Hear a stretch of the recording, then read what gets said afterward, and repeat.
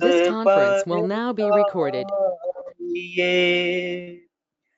दोष दुर्गुण दूर करिके शुद्ध हंस बनाइए। भेद गम गति ज्ञान गर्जन शक्ति द्वार हटाइए। खुले द्वारा शब्द सागर भक्त जन अनवाइए। जन सदा फल विश्व शिक्षक शान आन बचाइए। आज स्वागत नित्य गुरुवर संत शुभागम आइए। संत शुभागम आइए। प्रेम से बोलिए सद्गुरुदेव की जय। बहुत बहुत धन्यवाद हमारे प्रिय भाई श्री अच्युत जी। आपके द्वारा ओजस्वी वाणी में समर्पित भाव से नित्य नादि सत्ता का आवाहन स्वागत गान से किया गया। आपको हृदय से धन्यवाद है। भाइयों बहनों, जो भी ऑनलाइन सत्संग में जुटे हैं, सबसे करबद्ध प्रार्थना है कि आप अपने मोबाइल से छेड़छाड़ न करें। कोई कार्यक्रम हो रहा है, चाहे भजन का हो, वंदना का हो या जिज्ञासा समाधान का हो, अगर उसमें आप लोग मोबाइल को डिस्टर्ब करिएगा तो जो वक्ता हैं उनके कार्यक्रम में विघ्न पड़ता है। अनेक तरह की आवाज आती है जिससे डिस्टरबेंस होता है।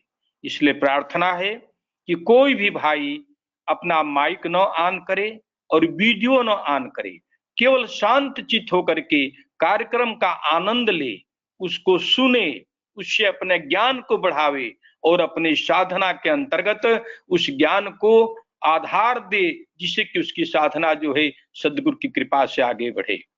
अब मैं निवेदन करूंगा मंगल गान के लिए। स्वामी जी ने मंगल गान की रचना की है पूरे विश्व की भूमंडल को मंगल होने के लिए, शांति होने के लिए।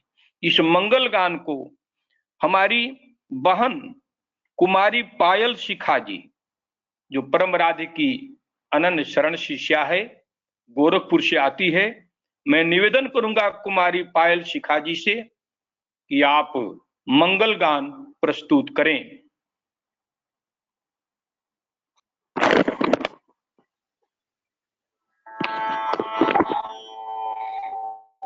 विश्व शांति नाम मंगल परम गुरु को ध्याइए। बर्गंध अशांति दूर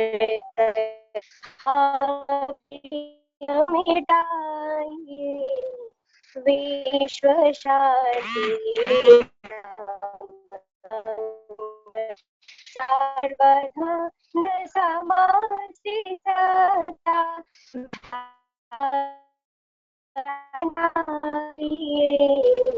भेष भाषा भाव जगम ज्ञान पर दर्शाइए। विश्व शांति मंगल परम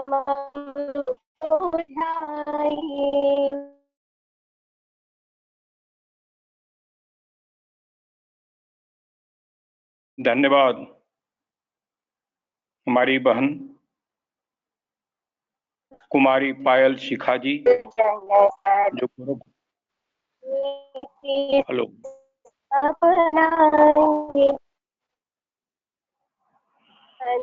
नाम मंगल परम गुरु को ध्याइए। परम गुरु को ध्याइए। परम गुरु को ध्याये। बोलिए सद्गुरुदेव भगवान की जय। बहुत बहुत धन्यवाद। नेट के प्रॉब्लम के बावजूद भी बड़ा ही सुंदर ढंग से और मधुर राग में और समर्पित भाव में आपने मंगल गान को प्रस्तुत किया। प्रिय बहन कुमारी पायल शिखा जी, आपको हृदय से धन्यवाद है। अब उद्घोष का समय है।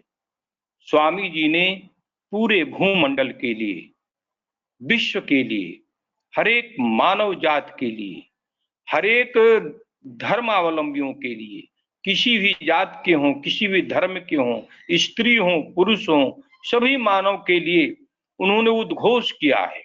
वह उद्घोष हम सभी श्रीमती सुनीता यादव जी, बलियासन समाज, बलियासन समाज की हमारी बड़ा ही कर्मठ यह बहन है और स्वामी जी की परम प्रिय शिष्या हैं।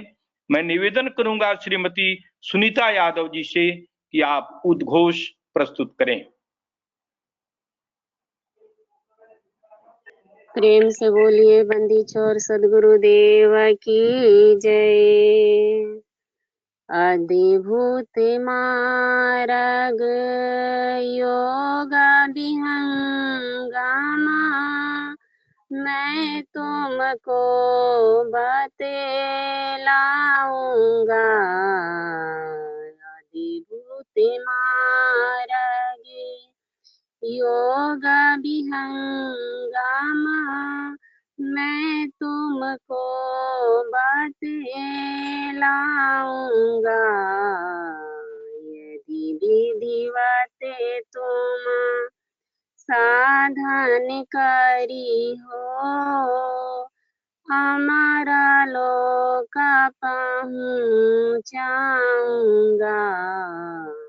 अधिभूत मार्ग प्रकृति आधारा तो ही छोड़वाऊं, निज स्वरूप ठहराऊंगा। सूरती उलटी के गगन चढ़ाऊं, सूरती उलटी के गगन चढ़ाऊं, डोरी मकर धराऊंगा। अधिभूत मार्ग पिंड ब्रह्मांड शून्य ज्वर सठ, ताऊ पर बैठाऊंगा। भवदर से मोती बरसे, अनुभव दर से मोती बरसे, अमियन धयन हवाऊंगा। अधिभूत मार्ग शुद्ध रूप तोहि हंस बनाऊं, परम पुरुष दिखलाऊंगा। वहाँ की दृश्य कौन मैं वर्णो, वहाँ की दृश्य कौन मैं वर्णो, वाणी बुद्धि न पाऊंगा। अधिभूत मार्ग महाप्रभु अनंत दयामय, उनसे तो ही मिलाऊंगा। कही सदा फल परिमानंदा, कही सदा फल परिमानंदा, आवागमन मिटाऊंगा। अधिभूत मार्ग योगा विहंगमा मैं तुमको बतलाऊंगा। विधिवत तुम साधन करी हो, यदि विधिवत तुम साधन करी हो, अमर लोक पहुँचाऊंगा। बोलिए सद्गुरुदेव की जय। बहुत बहुत धन्यवाद प्रिय बहन श्रीमती सुनीता यादव जी, बलियासन समाज। आपने परम राधिका उद्घोष प्रस्तुत किया। स्वामी जी सदगुरु सदाफल देव जी महाराज सदगुरु पद प्राप्त करके ब्रह्म विद्या विहंगम योग की जो साधना है, उसकी 5 क्षितिज है, 5 उसके भूमियां हैं, उसका उपदेश पूरे भारतवर्ष और विश्व के आज वर्तमान स्वामी जी के द्वारा 40 से 50 देशों में यह ज्ञान दिया जा रहा है। ज्ञान जो है प्रचार प्रसार में इसका हर जगह जो है सत्संग हो रहा है।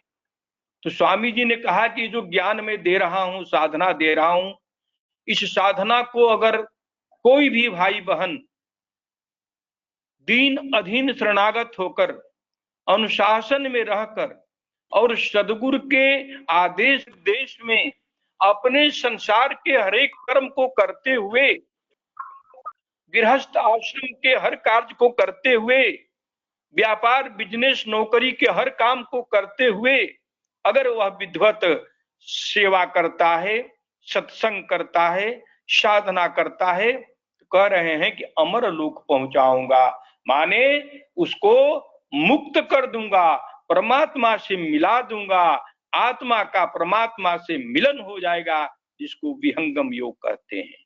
अब समय है स्वर वेद के 5 दोहे का।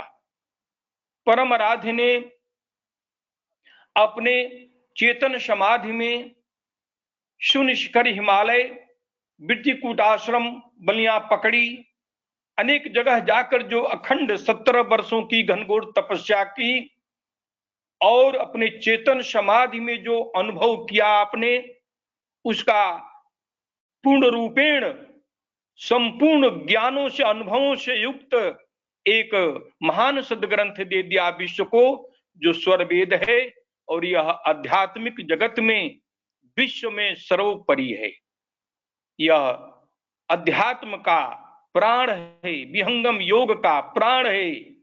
और अद्भुत सदग्रंथ के 5 दोहे का पाठ श्री पंकज राय जी, जो हमारे वाराणसी संत समाज के श्रीमान कमिंद्र नारायण राय जी के सुपुत्र हैं, इंजीनियर हैं, इस समय कार्यरत हैं दिल्ली में, लेकिन सदैव वाराणसी संत समाज में हर तरह से सेवारत रहते हैं, सेवा करते हैं। मैं निवेदन करूंगा पंकज राय जी से कि आप सुंदर लय में ओजस्वी वाणी में 5 दोहे का पाठ करें। परम आराध्य अनंत सत्ता सदगुरु देव प्रभु के चरणों में कोट से नमन। सर्वेद पाठ,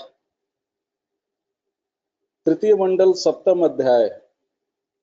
आलस निद्रा त्याज कर जाग भजन में लाग, जीवन समय अमूल्य है फिर ऐसा कहाँ पाग, श्वासा एक अमूल्य है हीरा मूल्य न आए, सो खो वो तुम शयन में धोखे जन्म गवाए, दिनमय विषय विकार में निशा शयन सुख पाए, हाथ हीरा आया गया फिर अवसर, हाथ हीरा आया गया दुर्लभ जन्म नशाए,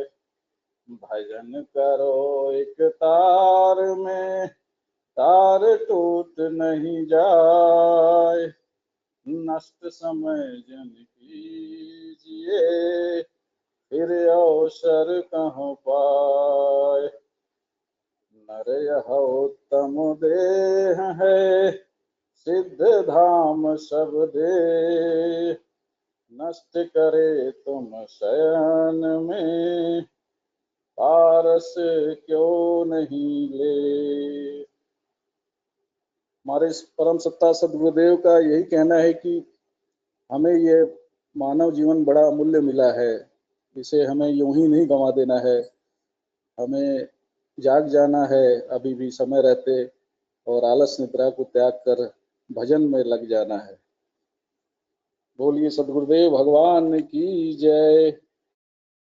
बहुत बहुत धन्यवाद श्रीमान पंकज राय जी, आपके द्वारा बड़ा ही गंभीर उच्च कोट के जो स्वर वेद के दोहे हैं उनका पाठ किया गया, और उसको 2 लाइन में आपने उसका सारांश भी बोल दिया। आपको हृदय से धन्यवाद है, बहुत बहुत धन्यवाद है। भाइयों बहनों, हम लोगों ने सुना कि भजन करो एक तार में, तार टूट नहीं जाए।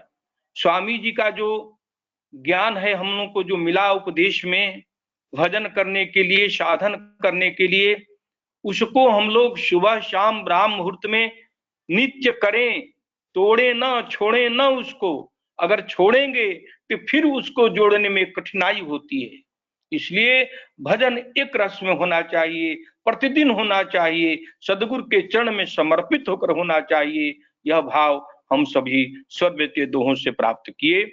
अब मैं निवेदन करूंगा भजन के लिए। भजन हमारे प्रयागराज संत समाज से स्वामी जी के अनंत शरण शिष्य श्री ओम प्रकाश प्रजापति जी हैं।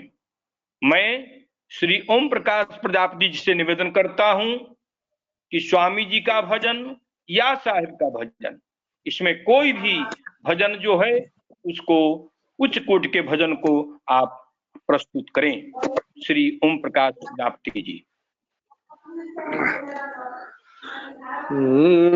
प्रथम कमल श्री गुरु चरण, बंदन बारंबार,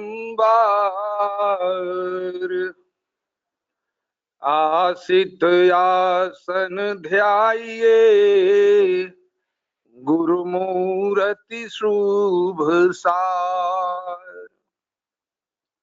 महिमा अमित अपार है, सब देवों के देव, शरणागत मोहि राखियो, करम चरण रज से। व्यक्ता व्यक्त यत्र तत्र सर्वत्र वंदनीय। अभ्यास सिद्ध श्री सदगुरु प्रथम परंपरा आचार्य सदगुरु प्रभु वर्तमान सदगुरु प्रभु परम पूजनीय जगत माता जी, तृतीय परंपरा सदगुरु आचार्य पद उत्तराधिकारी, ज्ञान विज्ञान से परिपूर्ण संत प्रवर श्री जी, अंतर्राष्ट्रीय संत एवं संत शिरोमणि भगवान जी के पावन श्री कमल चरणों में कोटशा बंदन करते हुए आज के इस ऑनलाइन सत्संग जिज्ञासा समाधान हेतु जुड़े स्वामी जी के अनन्य शरण दास महान वैज्ञानिक, अंतर्राष्ट्रीय लेखक मेरे गुरु अग्रज श्रीमान सुखनंदन सिंह सदे जी को सर्वप्रथम सदगुरुदेव एवं उनके कमल श्री चरणों में प्रणाम निवेदन के साथ साथ हार्दिक अभिनंदन, वंदन एवं नमन। मंच संचालक मेरे गुरु अग्रज अनन्य शरण दास स्वामी जी के सेवक महान विद्वान श्रीमान दुर्गा प्रसाद पांडे जी एवं जिला संयोजक जिनकी प्रेरणा से बड़े ही दृढ़ निश्चय के साथ यह सत्संग पुनः प्रारंभ हुआ, श्रीमान ये केशरवानी जी, राम बाबू केशरवानी जी के पावन कमल चरणों में मेरा प्रणाम निवेदित। बड़ा सौभाग्य का विषय। चलते भजन की ओर।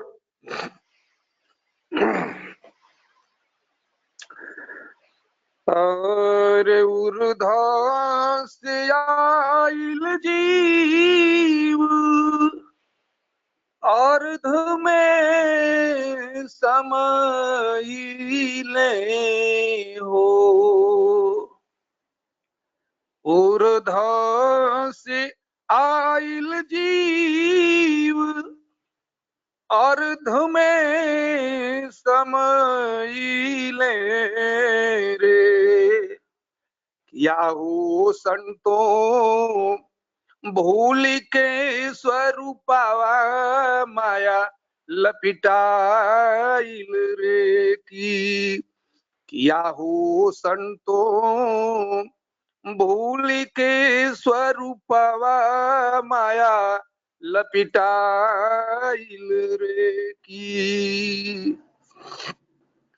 5 25 3 आपन मन ले हो, 5 25 3 आपन मन ले हो, याहू संतों आपन स्वरूपावा नहीं चिन्हला रे की, याहू संतों आपन स्वरूपावा नहीं चिन्हला रे की। सुत बीत नारी संग में माया रुझावले हो, सुत बीत नारी संग में माया रुझावले हो, याहू संतों अंत समैया केहू ना बचावही रे की, याहू संतों अंत समैया केहू ना बचावही रे की। बिचही में मिले सब बीचे छूट जाई है हो, बिचही में मिले सब बीचे छूट जाई है हो, याहू संतों धोखे में जन्म गवाविल रे की, याहू संतों धोखे में जन्म गवाविल रे की। नाही कोई पुरुषारी कोई के, नाही कोई नारी रे प्यारी, नाही कोई पुरुषारी कोई के, नाही कोई नारी रे प्यारी, याहू संतों पुरुष तो एक पर मातम रे की, याहू संतों पुरुष तैक पर मातम रे की। इंद्रीन भोग सुख मिले सब जोनिनी हो, इंद्रीन सुख भोग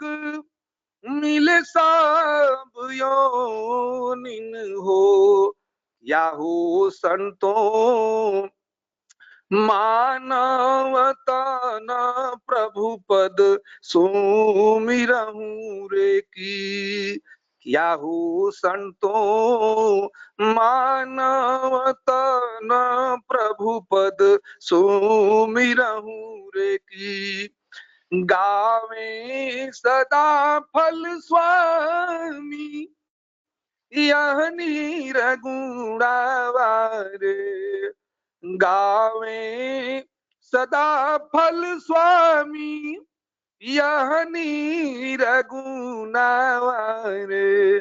याहू संतों बिना गुरु कोई ना बचावही रे की।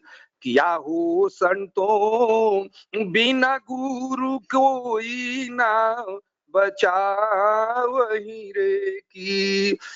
ऊर्ध्व से आइल जीव अर्ध में समाइले हो। याहू संतों भूल के स्वरूपवा माया लपटाइल रे की। याहू संतों भूल के स्वरूपवा माया लपटाइल रे की। प्रेम से बोलिए सद्गुरुदेव भगवान की जय। बहुत बहुत धन्यवाद हमारे प्रिय भाई श्री ओम प्रकाश प्रजापति जी। आपने बड़ा ही उच्च स्वर में, मधुर स्वर में, शरणागत भाव में अपनी भूमि से एक परम आराध्य का उच्च कोट का भजन जो संपूर्ण वैदिक और गुरुमुखी ज्ञान से भरा हुआ है उसको आपने सुनाया। आपको हृदय से धन्यवाद और साधुवाद है। हम लोग सुने बीचे ही में मिले सब बीचे छूटी गई हैं वो। इसका तो एक एक दोहे का अगर हम लोग समीक्षा करने लगे सदगुरु की दया से, कृपा से, महीनों महीनों चलता रहेगा इस पर प्रवचन। बड़ा ही आनंद में यह भजन है परमाराध्य का। आज हम लोग अपने अपने शहर में, जिला में, जनपद में हैं। मालूम पड़ रहा है कि आज हमारा ये घर है, ये हमारा परिवार है, ये हमारे बाल बच्चे हैं। ये अनंत जन्मों से हमारी आपकी आत्मा कहां कहां जन्म ली है, किस किस देश विदेश में हम जन्मे हैं, कहां कहां हम घर बनाए हैं, कैसे कैसे हमारे परिवार, पत्नी, बाल बच्चे मिले हैं और छूटते गए हैं। कोई रुका नहीं, सब छूटते गए। बीचे में मिले, बीचे में छूटे, बीचे ही बीचे में अनंत जन्मों से हमारा आपका जो है जन्म चला आ रहा है। आज सौभाग्य है कि हम इस जन्म में सदगुरु के चरण में शरणागत भाव से पड़े हुए हैं। आवश्यकता है दीन अधीन शरणागत होकर सदगुरु के आदेश निर्देश में समर्पित होकर एक एक शब्द का अक्षरशः अपने मस्तक पर रख करके और अपने जीवन का उद्धार कर लें, कृत कर लें।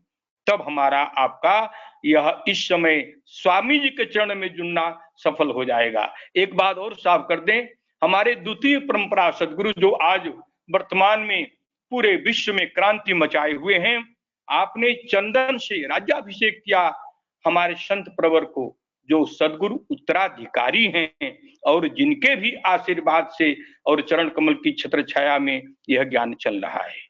अब समय आ गया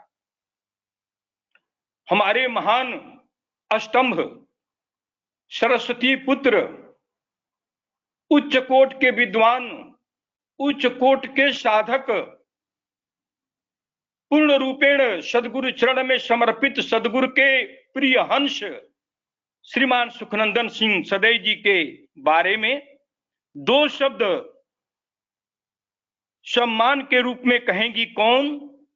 हमारी परम आदरणीय बहन, उत्तर प्रदेश महिला संघ समाज की अध्यक्षा, जो सदगुरु के प्रिय हंसनी हैं, सेवाजीत शिष्या हैं।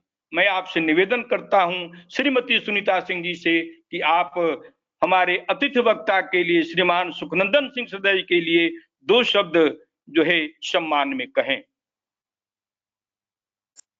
बोले सदगुरुदेव भगवान की जय।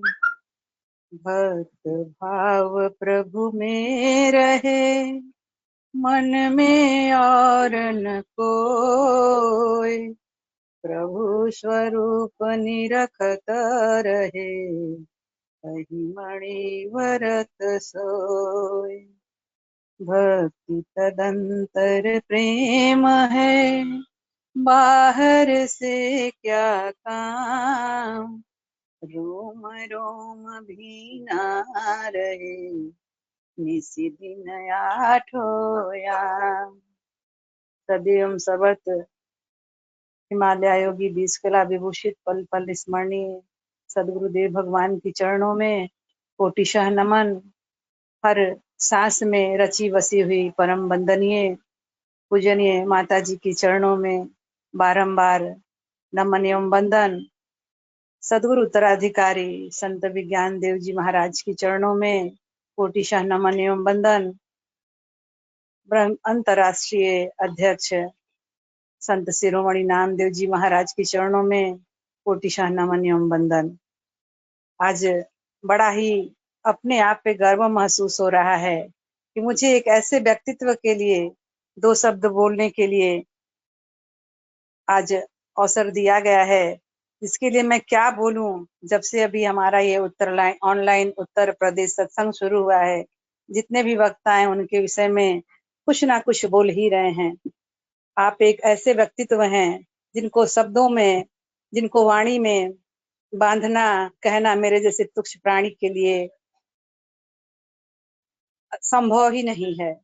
आप विहंगम योग संस्थान के सबल स्तंभ ही नहीं बल्कि एक ऐसे व्यक्तित्व के मालिक हैं जो मुझे लगता है कि जो लोग भी विहंगम योग संस्थान से जुड़े हों, चाहे वो बच्चा हो, चाहे वो बुजुर्ग हो, चाहे वो युवा हो, चाहे वो नारी हो, चाहे वो पुरुष हो, कोई भी इस व्यक्तित्व से अछूता नहीं है। जो भी एक बार आपसे मिलता है वो आपका होकर के ही रह जाता है। आप ऐसे व्यक्तित्व के धनी व्यक्ति हैं। और एक बार की बात मुझे याद आ रही है, जब से मुझे ये कहा गया है, मुझे वो दिन याद आ रहा है जब सब पत्नी का आप हमारे घर में आ रहे थे और मेरे घर में जब आप आए तो मुझे विश्वास ही नहीं हो रहा था कि विहंगम योग का इतना बड़ा व्यक्तित्व मेरे घर में, मेरे जैसे तुच्छ घर में कैसे आ गया।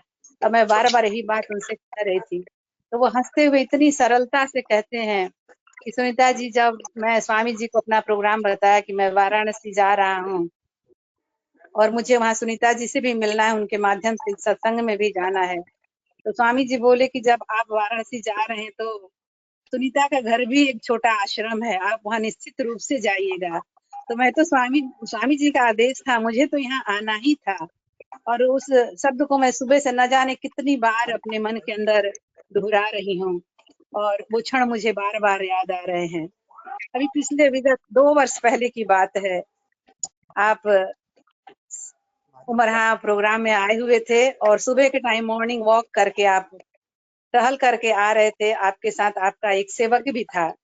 मैं बड़े ध्यान से देख रही हूँ कि कौन युवा व्यक्ति, कौन दो युवा इतनी तेजी से चले आ रहे हैं टहलते हुए, और आप थोड़ी दूर थे, मुझे समझ में नहीं आता कि कौन है। जब आप पास आते हैं तो मैं देखती हूँ ये तो सुखनंदन सिंह सदैव जी हैं, तो मैं रुक जाती हूँ और उनका इंतजार करने लगती हूँ। जब आप पास आ जाते हैं तो मैं बोलती हूँ कि भैया मैं तो आपको देख करके समझ ही नहीं पाई कि ये आप आ रहे हैं या कोई इतने वर्ष का बुजुर्ग व्यक्ति चल रहा है। तो वो हंसने लगते हैं और बोलते हैं कि सुबह से आपको कोई मिला नहीं है क्या? मैंने कहा ये बिल्कुल सत्य है। तो स्वामी जी की तो ऐसी कृपा है कि इस वृद्धा अवस्था में भी आप युवा दिखते हैं और सहजता और सरलता की तो आप मूर्ति हैं। आपकी वाणी में एक विशेष आकर्षण है और सदैव आपकी आवाज में, आपकी वाणी में मधुरता जो है वो गुंजयमान होती रहती है। विद्वता के शिखर पर भी रहते हुए आप इतने निराभिमानी हैं, इतने निराभिमानी हैं कि जिससे भी मिलते हैं बरबस वो आपका हो जाता है। अब मैं ज्यादा समय ना लेते हुए आपके चरणों में प्रणाम वंदन करते हुए कि आप अपना स्नेह, आपका स्नेह मुझे बराबर मिलता रहता है, मार्गदर्शन मिलता रहता है। बहुत बार गुरु दया से आपका सानिध्य भी प्राप्त हुआ है, बहुत कुछ सीखने का अवसर मिला है और मेरे जीवन को एक दशा भी देने में वो भी बड़ी कहानी होगी, उसको मैं अभी नहीं बोलूंगी, समय की एक मर्यादा है। मैंने आपसे ही सीख करके मुझे लगता है सेवा का भी जो गुण सीखा वो आपके ही व्यक्तित्व से मैंने सीखा है। तो आप गुरु की दया के साथ साथ आपकी भी दया सदैव बनी रहे, इसी अभ्यर्थना के साथ, इसी वंदना के साथ आपके चरणों में प्रणाम करते हुए आपसे मैं निवेदन करूंगी कि हम लोगों के बीच में आज समाधान जिज्ञासा समाधान सत्र में आप हम लोगों को अपना बहुमूल्य समय दिए हैं, इसके लिए हम आपके आभारी हैं, हम आपके कृतज्ञ हैं। इन्हीं शब्दों के साथ मैं अपनी वाणी को विराम दूंगी। एक बार फिर से आपको प्रणाम करते हुए मैं आपको 2 घंटे सुनूं। इन्हीं शब्दों के साथ आदरणीय सुखनंदन सदस्य जी, आपको मेरा बार बार प्रणाम, कोटिशः प्रणाम। बोले सदगुरुदेव भगवान की जय। धन्यवाद बहन जी। अब मैं सदैव जी के चरण में एक पुष्प अर्पित करते हुए भावोद्गार के लिए निवेदन करूंगा। सब ही मान प्रद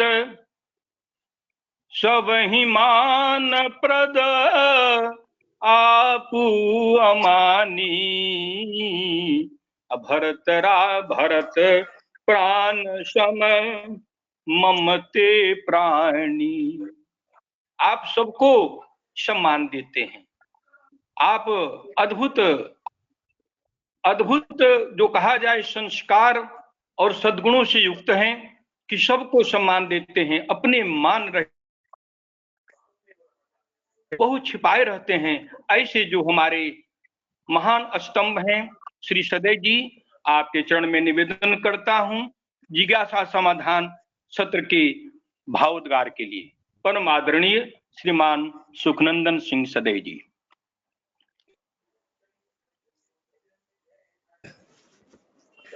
अज्ञानतिमिरान्धस्य ज्ञानञ्जन शलाकया चक्षुरुन्मीलितं येन तस्मै श्री गुरवे नमः। अखण्डमण्डलाकारं व्याप्तं येन चराचरं तत्पदं दर्शितं येन तस्मै श्री गुरवे नमः। परम आराध्य सदगुरुदेव भगवान, परम वंदनीय माता जी, परम पूज्य संत श्री विज्ञान देव जी महाराज, पूज्य संत श्री नामदेव जी महाराज, उत्तर प्रदेश संत समाज के अध्यक्ष और मेरे श्रद्धेय श्री श्रद्धानंद सिंह जी, वहाँ के उत्तर प्रदेश के प्रचार प्रभारी श्री इंदु प्रकाश मिश्र जी, महिला अध्यक्षा श्रीमती सुनीता सिंह जी, वहाँ के महामंत्री श्री CK शर्मा जी, श्रीमती रंभा सिंह जी, श्रीमती रत्ना श्रीवास्तव जी, श्री राम बाबू केसरवानी जी, जो इसके आयोजक के रूप में विशेष रूप से उल्लेखनीय हैं, श्री ओम प्रकाश सिंह जी, श्री प्रेम प्रभा श्रीवास्तव, श्री विजय सिंह जी और आज के सफल मंच संचालक श्री दुर्गा प्रसाद पांडे जी के संचालन में स्वागत गान मंगल गान प्रस्तुत करने वाली श्री अक्षत जी, कुमारी पायल शिखा, सुनीता यादव, पंकज राय और श्रीमती सरिता वर्मा, श्री देव जी कुशहा। इसके साथ ही मेरे बंधु, मेरे अभिन्न मित्र जो इस ऑनलाइन सत्संग से अभी बाहर से जुड़े हैं और हमेशा मेरे कार्यक्रम में जुड़े रहते हैं, ये मेरे परम मित्र श्री रामचंद्र तिवारी जी डेहरी जॉनसन, डॉक्टर धीरज सिन्हा पटना, श्री अजीत कुमार सिन्हा जी हैदराबाद, श्रीमती पूनम शर्मा बेंगलोर, श्री प्रहलाद सिंह बेंगलोर, श्री अनिल पुरी वाराणसी, श्री पग्गा चक्षु पटना, डॉक्टर BN महतो बोकारो, श्री मृत्युंजय सिंह बोकारो एवं अन्य सभी गुरु भाई बहन जो इस ऑनलाइन सत्संग से जुड़े हैं, सबको सुखनंदन सिंह सदैव का सादर अभिनंदन, नमन और जय सद्गुरुदेव। मेरे बंधुओं, उत्तर प्रदेश का आमंत्रण जब मुझे 2 शब्द निवेदित करने के लिए मिलता है तो मुझे लगता है यह आमंत्रण किसी स्थान विशेष से नहीं आया, ये तो लगता है किसी परम तीर्थ से आया है। और आपके सत्संग में भाग लेने के लिए मेरे मन में यह भाव उठता है, मैं किसी तीर्थ यात्रा में शामिल हो रहा हूँ। और सच पूछिए तो अभी आदरणीय सुनीता जी ने जिस विनीत स्वर में और विशेषता को दिव्यता के साथ नम्रता में पिरो करके प्रस्तुत किया, वह अपने आप में बताता है उनके हृदय की शुभ्रता को, उनके हृदय की विशालता को। और मेरे बंधु, यद्यपि मैं किसी विशेषण के योग्य नहीं हूँ, मैं अपना सबसे बड़ा विशेषण मानता हूँ सदगुरु का एक समर्पित सेवक। मेरे बंधु, कल भी आपके कार्यक्रम में मैं जुड़ा था, ऑनलाइन सत्संग में। माननीय दुर्गा प्रसाद पांडे जी का मैंने अद्भुत संचालन देखा। साथ में बीच बीच में अध्यात्म की जो आप ज्योति जगाते थे, वह भी बड़ा आनंददायक लगा। मेरे बंधु, आपका मैंने जो कहा कि मैं किसी तीर्थ यात्रा से अपने को संबंधित मानता हूँ, इसके पीछे एक कारण है। आपका उत्तर प्रदेश का पहले प्रसंग शुरू हुआ प्रयागराज से हमारे श्री माननीय राम बाबू केसरवानी जी ने प्रारंभ किया और बहुत उत्साह के साथ चलाया भी। और मैं तो बहुत दिनों से झूसी आश्रम जा रहा हूँ। उस क्षेत्र में आपके माध्यम से बहुत अच्छी जागृति भी हुई है, इसका मैंने प्रत्यक्ष अनुभव किया। दूसरा, एक तीर्थ से उठकर ये दूसरा बार चला गया अयोध्या मंडल, एक दूसरे तीर्थ पर गया और वहां से भी रामपति निषाद आदि ने बहुत बढ़िया ढंग से कुछ दिनों तक चलाया। लेकिन आपने तो एक मानदंड प्रस्तुत किया कि अन्य छोटे छोटे स्थानों से उठाकर और इसको केंद्रित किया संपूर्ण उत्तर प्रदेश के धरातल पर। और इसके साथ साथ आपने एक तरह से, मैं समझता हूँ कि यहाँ पे वाराणसी जो देश की धार्मिक और सांस्कृतिक राजधानी है, वह अब केंद्र बन गया है इस उत्तर प्रदेश के संपूर्ण ऑनलाइन प्रचार का। तो एक साथ जब भी मैं बैठता हूँ आपके बीच में दो शब्द निवेदित करने के लिए, मेरे मानस पटल पर एक साथ प्रयागराज, एक साथ अयोध्या और एक साथ वाराणसी का दृश्य उभर आता है। और ऐसा लगता है कि मैं तीर्थों की त्रिवेणी में ये तीन जो स्थान हैं, ये वास्तव में स्थान भेद से ही तीर्थों की त्रिवेणी नहीं है। मुझे तो ऐसा लगता है जैसे ज्ञान गंगा की त्रिवेणी के रूप में प्रतिष्ठित हैं। और इसलिए मैं आपके बीच में उपस्थित होने पर अपने को गौरवान्वित अनुभव करता हूँ। मेरे बंधुओं, हम आज कुछ प्रश्न श्री राम बाबू केसरवानी जी ने भेजा है, उसके समाधान के रूप में दो शब्द निवेदित करना चाहूंगा कि पहले जिज्ञासा का अर्थ ही होता है ज्ञान की इच्छा होना ही जिज्ञासा। इसलिए कल मुझे बहुत अच्छा लगा, सब श्री दुर्गा प्रसाद पांडे जी ने बताया कि आप ज्ञान जन्य प्रश्न पूछिए। आप सामान्य प्रश्न, दुनिया भर के प्रश्न पड़े हुए हैं धर्म के नाम पर, अध्यात्म के नाम पर। कोई पूछेगा, कई तरह के प्रश्न हैं, जो कहीं पुराणों से पूछेगा, कहीं रामायण से पूछेगा, बोलेगा। तो अनेक ऐसे प्रश्नों को न पूछकर आपने आज जो प्रश्न भेजा है आध्यात्मिक प्रश्न है, और इसमें मुझे बड़ी प्रसन्नता हुई है कि हम अध्यात्म को नजदीक से समझने का प्रयास करें। और विशेष रूप से हम जो कुछ भी समाधान देते हैं, कोशिश करते हैं, उसका आधार हमारे परम आराध्य स्वामी जी का स्वर वेद हो, उनकी वाणी हो। और वर्तमान सदगुरु संत श्री विज्ञान देव जी, सदगुरु देव अन्य जो भी हमारे इस परंपरा में हैं, इनकी वाणियों का भी आधार मिले। इसलिए मेरे बंधु, अधिकांश प्रश्नों का उत्तर मैं यहीं से शुरू करता हूँ जहाँ पर स्वर वेद का आधार मिले। मैंने पहले भी कहा था, 3 स्थानों को जो आपने वर्णन किया प्रयाग का, तो कहा गया को कही सकई प्रयाग प्रभाव, कलुष पुंज कुंजर मृगराहु। और अयोध्या के लिए क्या कहा गया?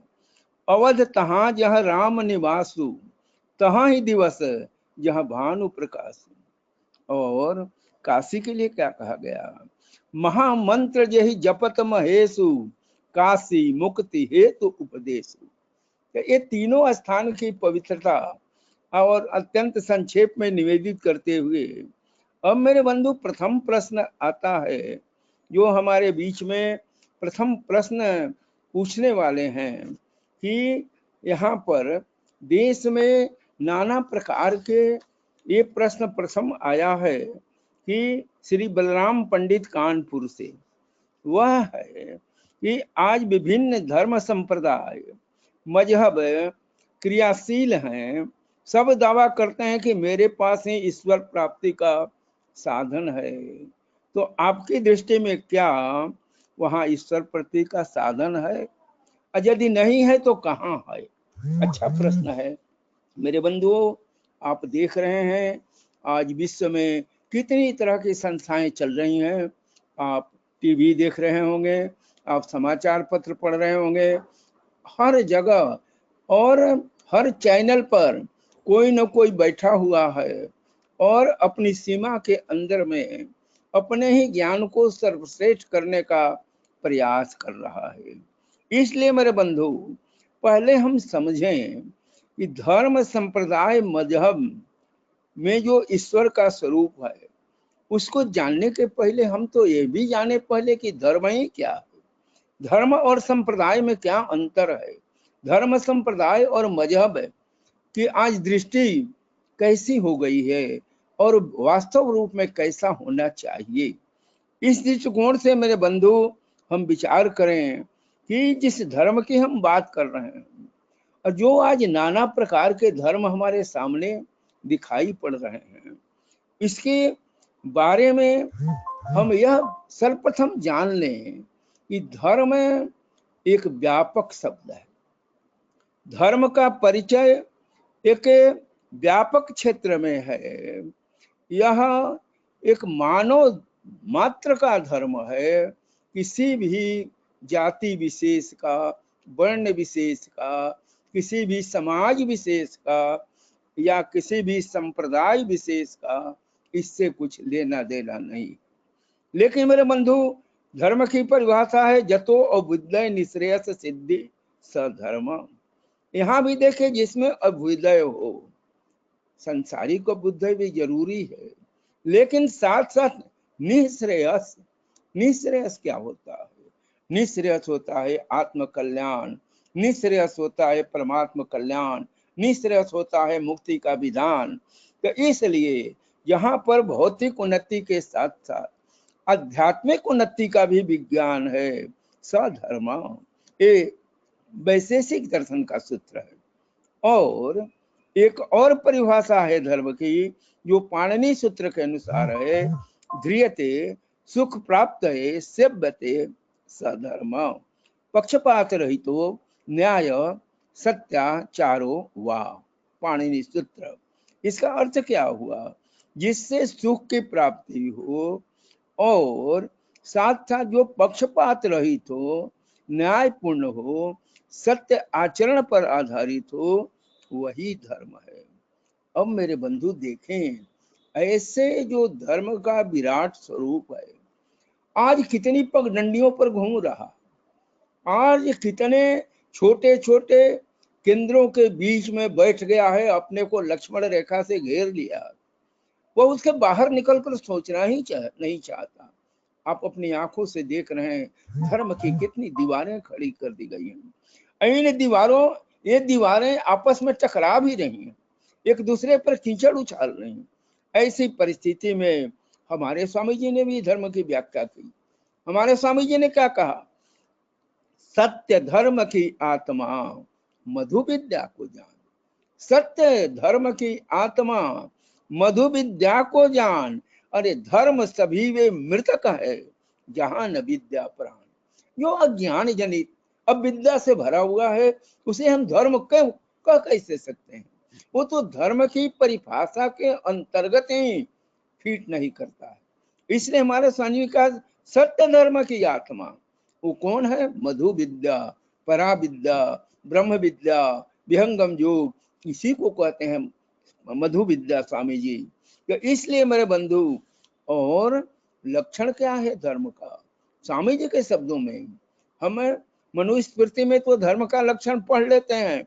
धृति क्षमा दमो स्तेयम शौचम इंद्रिय निग्रह धी विद्या सत्यम अक्रोध दशकम धर्म लक्षणम। ये दशकम धर्म लक्षणम जो है ये मनुस्मृति में आए हैं। लेकिन मेरे बंधु आने के साथ भी मैं आपको बताना चाहता हूं कि आज उस स्मृति को लेकर चलने वाले वही इन लक्षणों को अपने में उतारने में अक्षम है, सक्षम नहीं है। लेकिन हमारे स्वामी जी ने भी धर्म का लक्षण कहा। क्या कहा? सत्य धर्म का मूल है, दया साख समजान। ये लक्षण है धर्म के। सत्य धर्म का मूल है, दया साख समजान। अपर धर्म विस्तार है, धर्मी पुरुष महान। जो इस सत्य को लेकर चलता है वो महान पुरुष है, धर्मी पुरुष है, महान होता है। इसलिए मेरे बंधु सर्वप्रथम कहूंगा कि ये संप्रदाय धर्म नहीं है। ये संप्रदाय तो मत विशेष की कील की परिक्रमा करता रहता है। धर्म के नाम पर मतवाद, संप्रदायवाद, समाज विशेष का चिंतन और धर्म का इसे विकृत रूप कह सकते हैं। ये धर्म का शुद्ध स्वरूप नहीं है। धर्म का वह स्वरूप, वह विकृत रूप जिनमें आपस में ईर्षा है, द्वेष है, क्रोध है, एक दूसरे के प्रति जलन है, एक दूसरे की भावनाओं का आदर नहीं है, एक दूसरे के धर्म ग्रंथों के प्रति प्रेम नहीं है, और अपने मन से नाना प्रकार के ऐसे धर्म ग्रंथ बना दिए गए हैं जो अज्ञान से भरे हुए हैं। तो ऐसे स्वामी जी ने कहा कि धर्म सभी वे मृतक हैं जहां न विद्या प्राण। जहां विद्या का नहीं है वो धर्म सभी अज्ञान जन्य जहां गिरे हुए हैं। मैं ये कहना चाहता हूँ कि सभी धर्म में कुछ अच्छाइयां जरूर हैं, लेकिन अधिकांश में आज अज्ञान से आवृत हो गई हैं, और अधिकांश लोग उसके जो ज्ञान परक सिद्धांत है उसको छोड़कर अज्ञान परक जड़तावादी जितनी बातें हैं उसी को पकड़कर बैठ गए हैं। पकड़कर बैठ ही नहीं गए हैं, उसी को धर्म मान बैठे हैं। तो ऐसे विशेष परिस्थिति में जो प्रश्न है कि ईश्वर की प्राप्ति इन माध्यमों से हो सकेगी नहीं। मेरे बंधु, जहां ज्ञान ही नहीं है, जहां ईश्वर के स्वरूप की ही व्याख्या नहीं है, वहां से आप ईश्वर की प्राप्ति के साधन के बारे में कैसे सोच सकते हैं? इसलिए देखिए, उनके बारे में पहले अगर कोई परमात्मा है उसका स्वरूप कैसा होना चाहिए या क्या बतलाया गया है, आप देखेंगे, पढ़ेंगे तो आश्चर्यित हो जाएंगे। जिस परमात्मा को हमारे स्वामी जी ने कहा कि सर्वव्यापी, सर्वज्ञ है, सर्वशक्ति जगदार, सचितानंद स्वरूप है, जगतात्म सबनार। जो इतना महान है, सर्वव्यापी है, सर्वज्ञ है, सर्वशक्तिमान है, जगत का आधार है, आनंद का स्वरूप है, सत्य चित आनंद का रूप है, जगत की आत्मा रूपी है, आत्मा रूप, और वह न्यारा जिसको स्वामी जी ने ऐसा वर्णन किया कि अमित अपार अथाय है, वो ज्ञान आनंद गति में है नहीं, पूर्ण सच्चिदानंद। तो जिसको स्वामी जी ने इतना महान उसकी परिभाषा दी, उसने परमात्मा के संबंध में किसी ने क्या कहा, अनमत वाले क्या कहते हैं? कोई कहता है एक व्यक्ति जाके 7वें आसमान पर बैठा है, वहीं से कमांड दे रहा है, अपने लोगों को वहीं से बता रहा है कि क्या दिशा निर्देश दे रहा है। और कैसा कैसा दिशा निर्देश दे रहा है आपके सामने है। कोई कहता है कि वो समुद्र में सोया हुआ, कोई कहता है कि वो उस एक लोक विशेष में है, और नाना प्रकार की आकृति कर दी गई। मेरे बंधु, आकृतियों में भी कोई एक उसके समन्वय प्रतीक होता है। किसी भी विराट स्वरूप को व्याख्यायित करने के लिए उसका कुछ प्रतीक देते हैं, वह बात कुछ समझ में आती है। लेकिन ऐसे ऐसे ईश्वर को किसी ने क्या बना दिया, किसी ने कितने अवतार बना दिए, कहीं शुक्र अवतार बना दिया, कहीं मत्स्य अवतार बना दिया, कहीं कच्छप अवतार बना दिया, नाना प्रकार के स्वरूप गढ़ दिए, कहीं सांप पर सुला दिया, कहीं कुछ बना दिया, और इस तरह से इतने न ईश्वर के प्रारूप बन गए। दूसरे धर्मों में भी कोई आकार ही नहीं दिया। कहीं कहीं तो जो स्वयं धर्म चलाने वाला, संप्रदाय चलाने वाला था, वो अपने को ही ईश्वर घोषित कर दिया और उन्हीं की पूजा भी होने लगी। तो इस तरह मेरे बंधु आप देख लें, जितने भी मत संप्रदाय आपके सामने हैं वो किस परमात्मा को मान रहे हैं। कोई मत संप्रदाय वाले एक व्यक्ति एक किताब और उसके आधार पर उनका मत बन गया। और जो विशुद्ध ज्ञान होता है, वो विशुद्ध ज्ञान कोई एक व्यक्ति का नहीं होता है, कहाँ से चलता है, वो तो परमात्मा का ज्ञान है। परमात्मा को ज्ञान को लेकर आने वाले कौन होते हैं, उनके आधार से ज्ञान बांटने वाले कौन होते हैं, उस ज्ञान को लेकर उसका प्रचार करने वाले कौन, इसकी एक विधि है। और उस विधि के आधार पर आप देखेंगे तो हमारे परम आराध्य स्वामी जी ने जो कहा है, उस ज्ञान के आधार पर हम समझ सकते हैं कि ईश्वर प्राप्ति का मार्ग कहाँ पर है। अन्यथा आप देख लें कि किस तरह से कहीं पर बिल्कुल कल्पित, कहीं पर कुछ कुछ बेढंगी बातें, कोई ईश्वर को इतना मुंह बना दिया तो कोई कुछ कर दिया, कोई कुछ कर दिया। ऐसी परिस्थिति में मेरे बंधु, ईश्वर के संबंध में हमें विचार करना होगा, जहाँ के ईश्वर के स्वरूप के बारे में ही ज्ञान नहीं है, उसकी प्राप्ति के बारे में वो क्या बताएंगे। इसलिए ईश्वर के नाम पर बहुत सी कथा कहानियां गढ़ लेना एक बात है, अपने मत संप्रदाय में उनका नाना प्रकार की आकृति बना देना एक बात है, कल्पना के आधार पर नाना प्रकार की कथाएं गढ़ लेना एक बात है। लेकिन ईश्वर प्राप्ति का विधिवत मार्ग बताना, ईश्वर के स्वरूप का सही ढंग से निरूपण करना, ये बिल्कुल विशेष बात है। और इसी तरह से जैसे किसी चीज को कोई व्यक्ति देखा नहीं हो तो कल्पना के आधार पर हजारों चित्र बना सकता है। और लोग कहते भी हैं, बहुत से लोग कहते हैं कि आप लोग क्या कहते हैं, एक ही मार्ग है। अरे भाई, नदिया एक घाट बहुतेरी, बतिया एक बचन के फेरी। एक नदी पर जाने के अनेक घाट हो सकते हैं, एक परमात्मा से मिलने के अनेक रास्ते हो सकते हैं। लेकिन मेरे बंधु इतना भी विचार नहीं करते, नदी भी प्रकृति जगत का उदाहरण है, घाट पर जाने के रास्ते भी प्रकृति जगत के उदाहरण। तो प्राकृतिक क्षेत्र में कुछ विकास के लिए अनेक मार्ग हो सकते हैं प्रकृति क्षेत्र में, लेकिन जहां से चेतन आधार से चलता है ईश्वर प्राप्ति का साधन, वह तो एक ही होगा। चेतन गुण, चेतन क्रिया, चेतन सब व्यवहार, चेतन परमानंद है, चेतन शब्द आधार। एक आधार, एक रास्ता, कब? प्रकृति से परे होने पर। ये कौन बता रहा है? अभी तो प्रकृति के अंदर भी कुछ लोग प्रवेश नहीं किए, क्योंकि अभी अंतर्मुखी नहीं हुए, बाहर बाहर प्रकृति को पकड़े हैं। प्रकृति की भी यात्रा में अंतर्मुखी होने की एक अलग विधि है, बहिर्मुख होने की अलग विधि है। बाहर में थोड़ा मोड़ा जान लेना, तो कुछ मंत्र को याद कर लेना प्रारंभिक चीजें हैं, सब कोई करता है, लेकिन उसी में मद नहीं जाता है।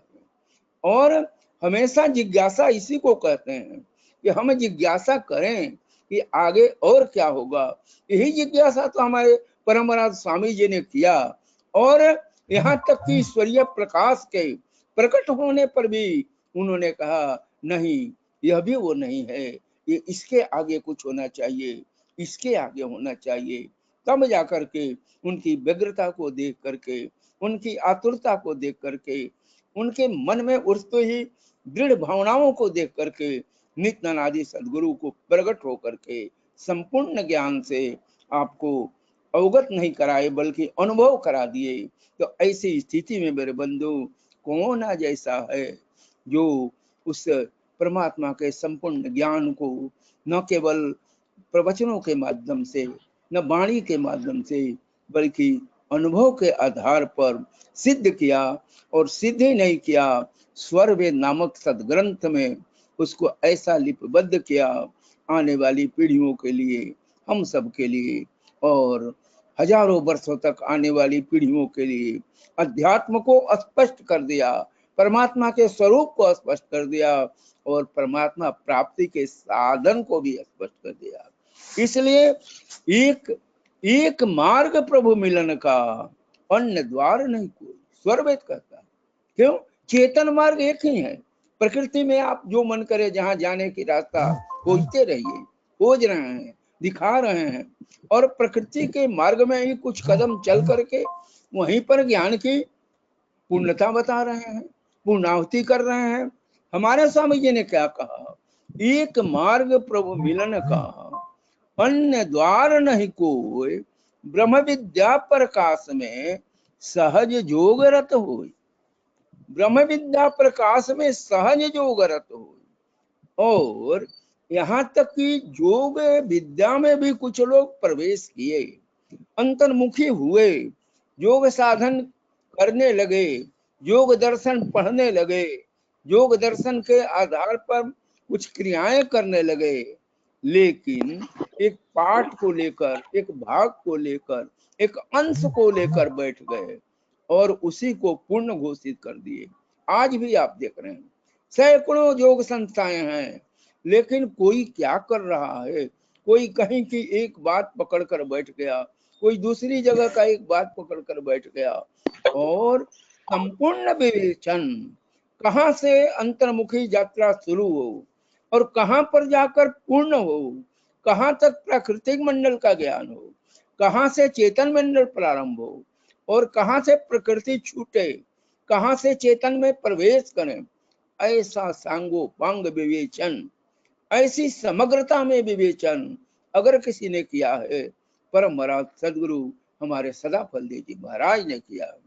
इसीलिए वो कहते हैं कि योग अनेकों बन गए, यह मनमथ प्रपंच। योग अनेकों बन गए, यह मनमथ प्रपंच। योग एक प्रभु मिलन का, और योग नहीं रंच। और आगे उन्होंने बताया बाकी तो संप्रदाय बन गए।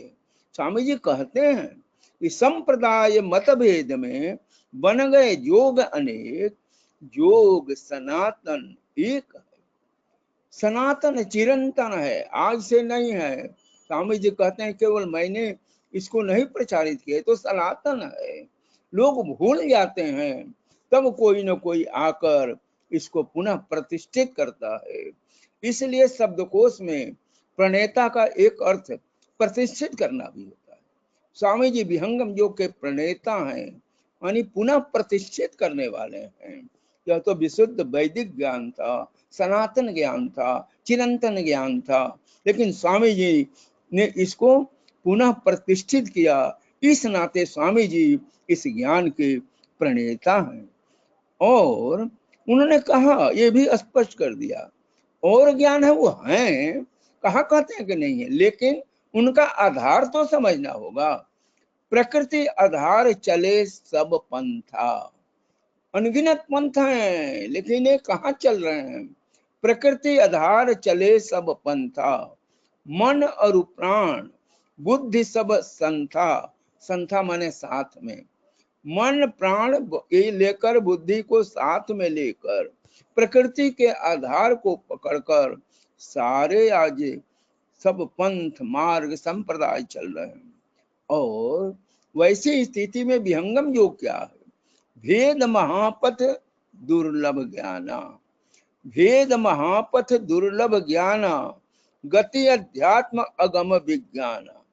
तो ये अध्यात्म की गति ये किस तरह से अगम है, यह विज्ञान कैसे है, ये महापथ कैसे है, ये दुर्लभ ज्ञान कैसे है, इस तरफ स्वामी जी ने प्रकाश डाला इन पंक्तियों के माध्यम से।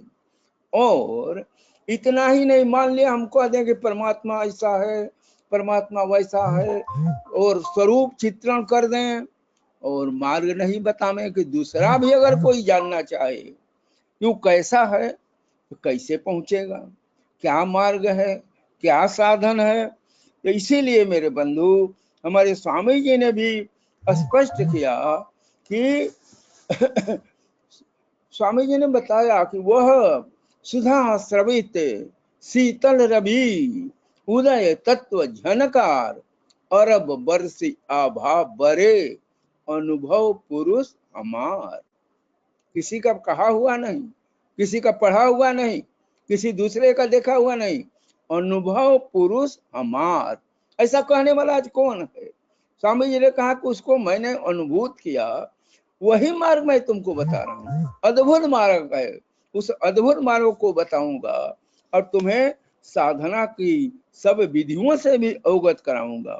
तुम्हारा काम है विधिवत साधन करना। और मेरे बंधु, आप देखें किस तरह से विधि बताते हैं कि अंतर्दृष्टि ही सूक्ष्म कर, झीना से अति झीन, अनुभव में अनुभव करो, संत मता परवीन। यही संत मत कहलाता है, जिस मत के आधार पर किस तरह से अनुभव में अनुभव करो। तो इस तरह मेरे बंधु, प्राकृतिक उपलब्धियों को पूर्ण मानना यही गलत है। हम उस उपलब्धियों को प्राकृतिक उपलब्धि कह सकते हैं, उनकी जो प्रगति हुई है उसके प्रति भी धन्यवाद के शब्द कह सकते हैं। लेकिन मेरे बंधु, मुझे एक छोटी सी बात याद आती है। दो छोटे छोटे बच्चे, आप लोग भी देखते हैं, कहीं बैठ जाते हैं और वो मिट्टी का बोले कि मिट्टी का मिठाई बनाएगा। तो एक छोटा बच्चा पहले बनाया मिठाई, बोला तुम क्या बनाए हो? बोला मैं मिट्टी का गुड़ का लड्डू बना दिया। दूसरा थोड़ा होशियार था, बोला बेवकूफ कहीं का, जब झूठों के मिठाई बनाना है तो इतना छोटा मिठाई क्यों बनाए? अरे तुम बोलते हो रसमलाई बना दो, झूठों कहीं जब बनाना है तो उसको बड़ा बड़ा नाम तो दे दो कम से कम। आज यही स्थिति हो रही है अपना इसे अध्यात्म के नाम पर। जो झूठों कहीं कहना है तो इतना बढ़ा के कह दो कि उसका कोई और छोर नहीं मिले। पुराणों को पढ़ लो, अन्य लोगों की कथाओं को पढ़ लो, अन्य धर्मों के सिद्धांतों को पढ़ लो, परमात्मा प्राप्ति के उनके उपाय को पढ़ लो।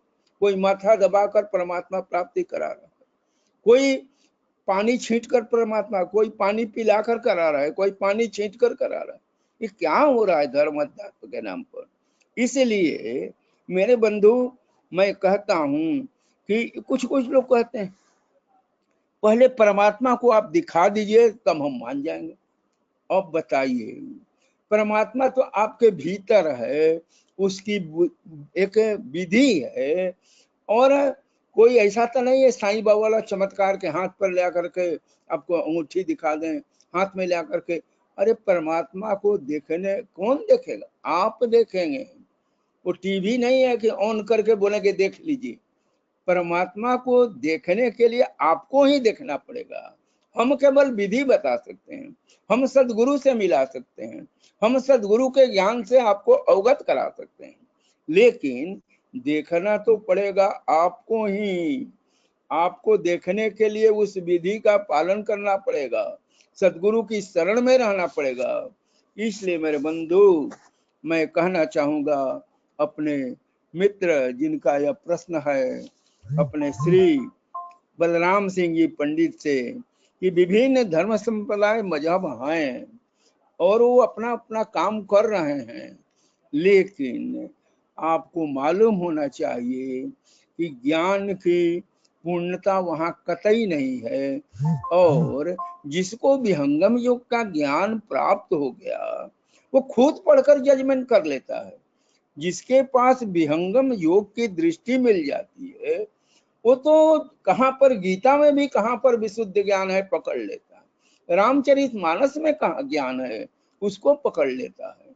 इसी तरह से अन्य ग्रंथों में कौन कहाँ से बोल रहा है, कौन प्राकृतिक धरातल से बोल रहा है, कौन आत्मा के धरातल से बोल रहा है, कौन वाणी में परमात्मा ज्ञान का मिश्रण भरा हुआ, ये सब पता चल जाता है एक विहंगम योग के साधक को।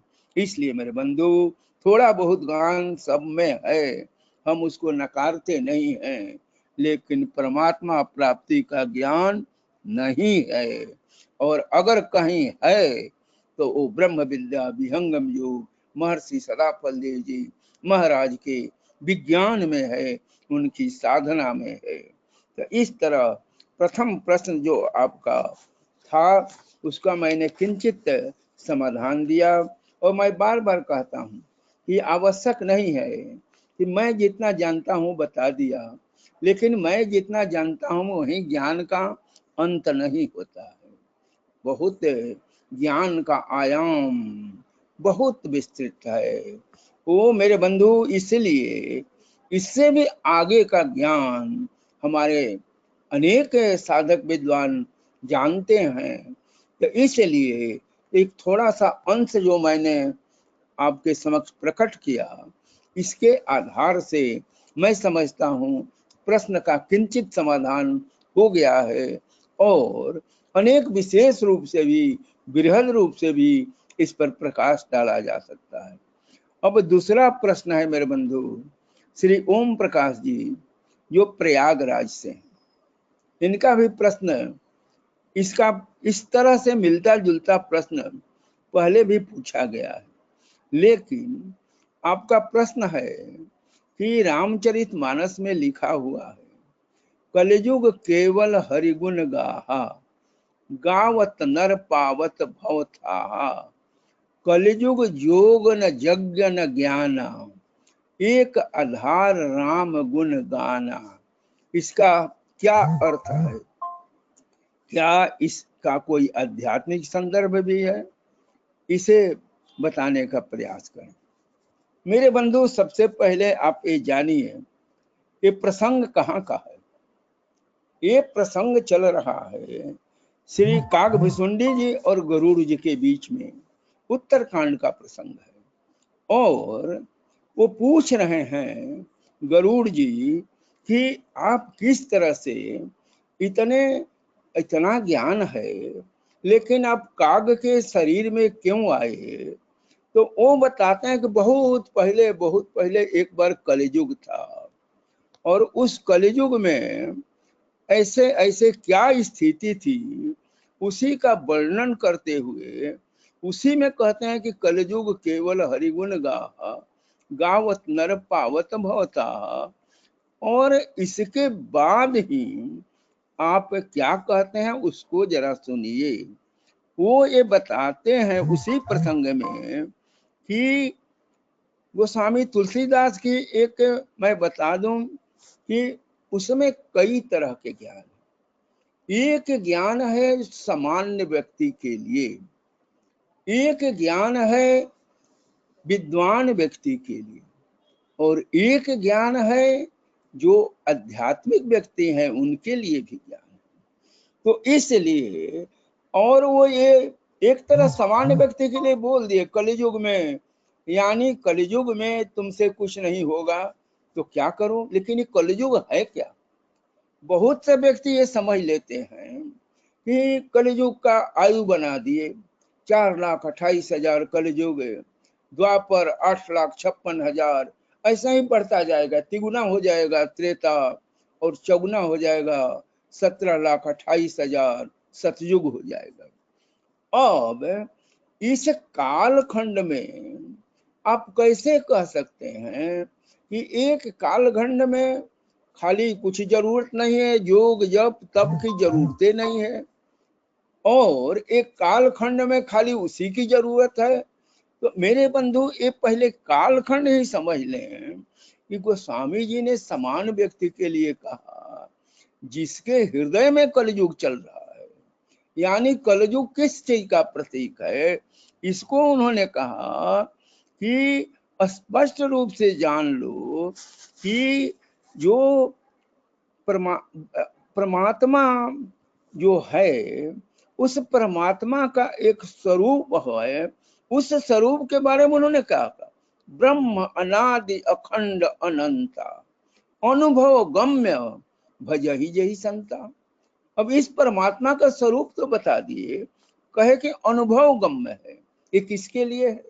साधकों के लिए है, ज्ञानियों के लिए है ये परमात्मा का स्वरूप।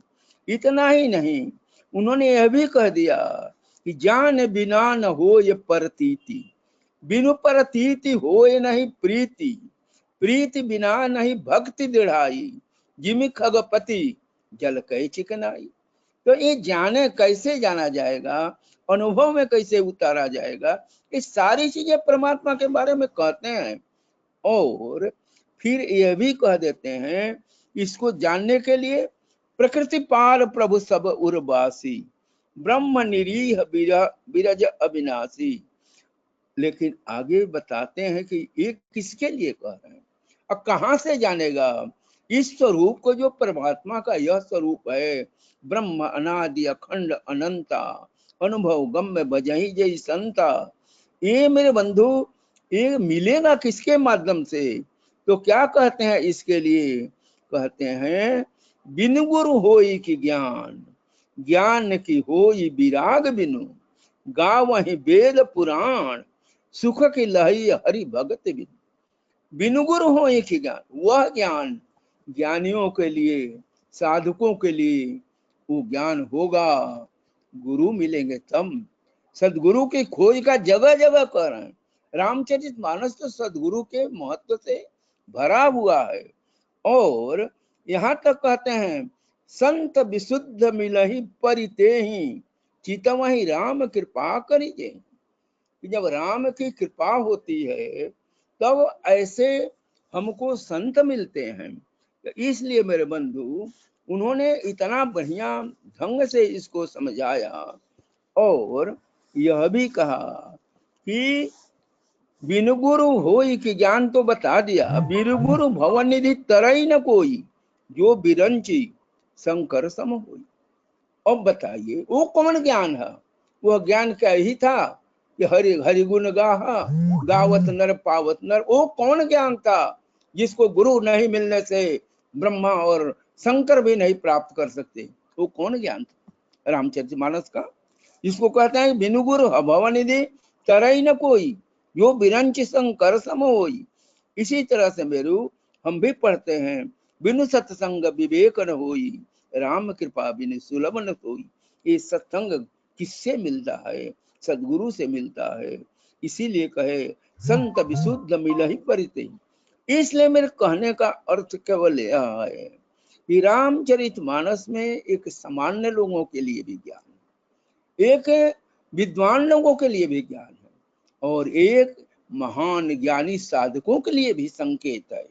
तीनों चीजें हैं, तीनों चीज की आवश्यकता भी है।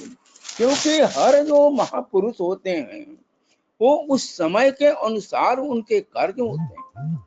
उनका आविर्भाव हुआ है मुगल काल में, जिस समय अपने धर्म से लोग विरत हो रहे थे और धर्म के बारे में कोई जानकारी नहीं थी। धर्म को कुछ लोग संस्कृत में कठिन विषय समझ लिए थे, उसको देखना ही नहीं चाहते थे। वैसी परिस्थिति में तुलसीदास का आविर्भाव हुआ और तब उन्होंने लोगों को सामान्य बातें पहले बताई, कम से कम जुड़े तो सही। और इतना ही नहीं, उन्होंने तो जहां पर का हम ये प्रसंग ले रहे हैं, कलयुग केवल हरिगुण गाहा, इसके पूर्व का भी संदर्भ हम देखें और इसको हम समझने का प्रयास कर रहे हैं। वो एक कहते हैं कि मेरे बंधु ये कलयुग जो है हमारा, एक युग धर्म है। और उन्होंने युग धर्म के बारे में बताया, जिसकी चर्चा पहले भी थोड़ा मैंने किया था, कि नित्य युग धर्म हो ही सब केरे, हृदय राम माया के प्रेरे।